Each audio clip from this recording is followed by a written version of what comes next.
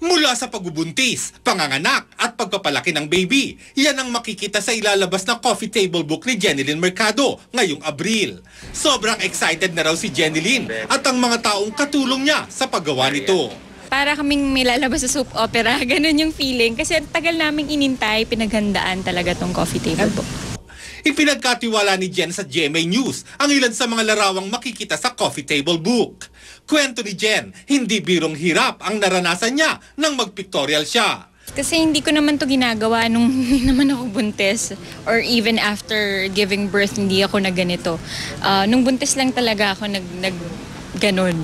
Sa mga unang pictorial, hindi raw naiwasan ni Jen ang mailang, pero pinalakas ng mga kasama niya at ng kanyang photographer ang kanyang loob.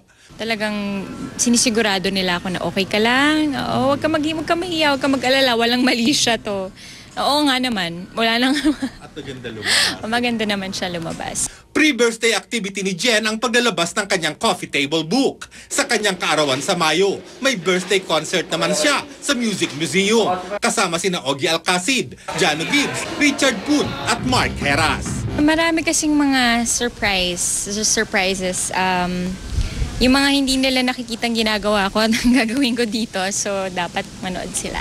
Lars Santiago, updated sa Showbiz sa Pinay.